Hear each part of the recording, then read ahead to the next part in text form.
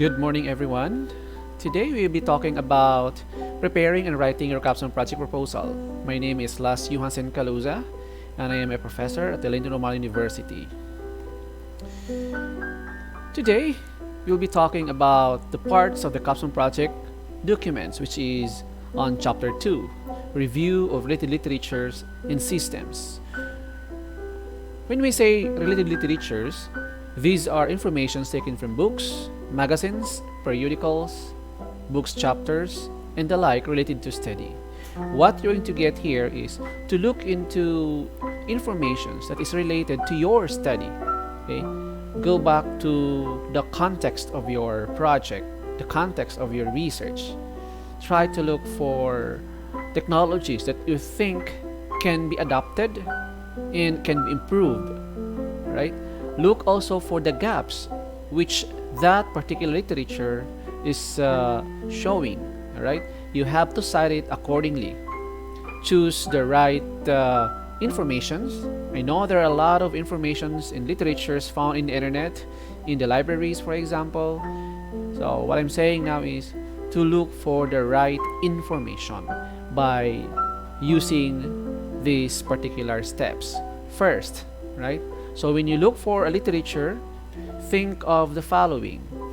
First is look for information that is related to your study. Second, look for the technologies, for example, that has been used in that particular study. And of course, look for the gaps that the literature is showing, because maybe perhaps your study would like to fill in that gap. Emphasize all of this in your in a one particular paragraph or one particular discussion in your related literature, and make sure to cite properly this literature. All right. How about related systems? These are information taken from scientific journals, articles related to computer systems, database management systems, machine learning algorithms, and others related to your study. In other words, we are now talking into a very technical informations from these sources, right? It should be scientific, it should be published, okay?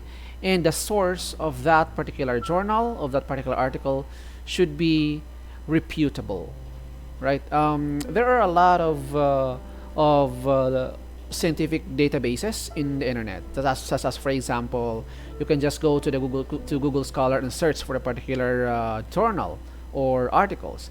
However, make sure to scrutinize also the journal itself. Okay, try to read this article if the article adhere to the requirement of the journal. These are the things that you have to consider, right? Maybe you can use also Scopus.com for more reputable informations, because Scopus is #1 in terms of scientific journals, publications, or articles. Okay, there is also Dimensions. There's another one that is very a database of informations. I mean, scientific information such as journals and articles, researches that house literatures related to information technology, for example, computer science, and among others.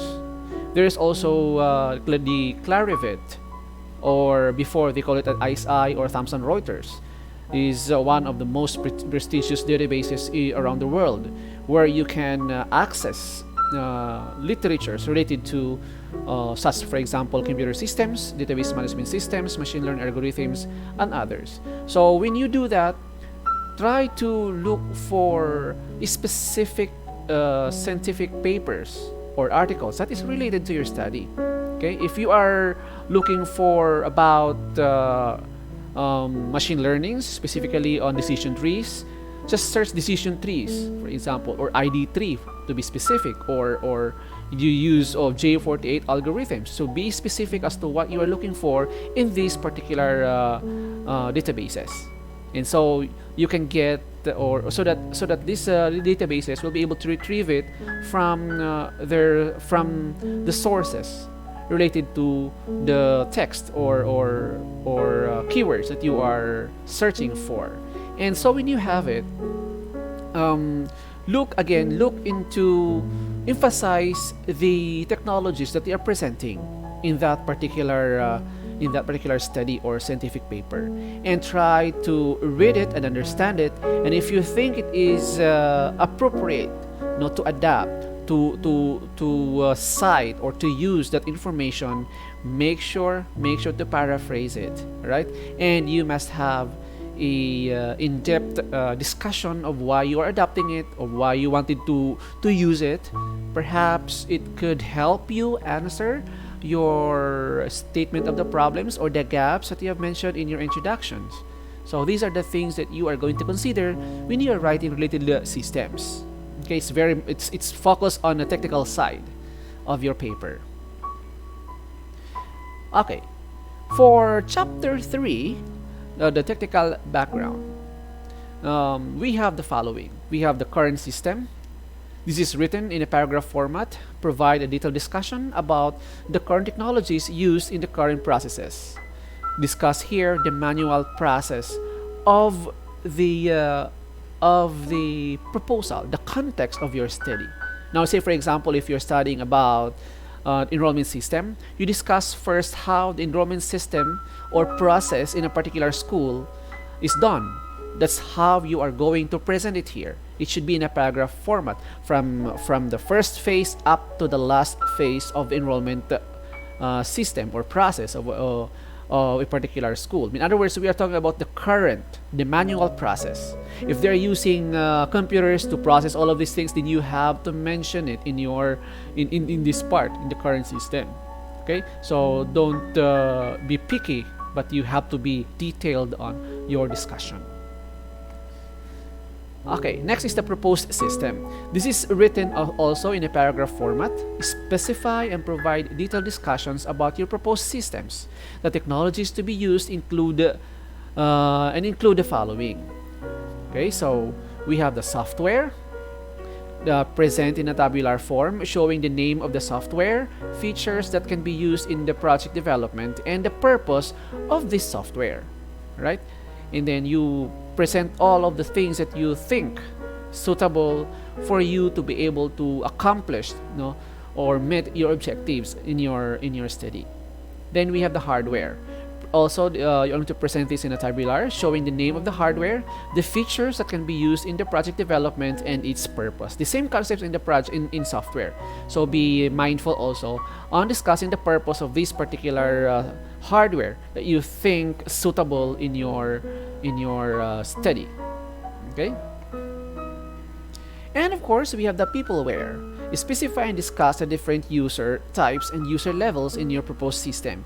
You may write this in a paragraph form or in a bullet format. So who are those involved, in your system? I mean, the end user of your system. When we talk about user types and user levels, these are the categories of the type of users that the system will be accommodating, or who will be the user of the system. For example, we have the super administrator, meaning he has all the capabilities to manipulate the entire system. Okay, he knows the username and password of the database, the system, and the source code itself. Then we have also the system administrator.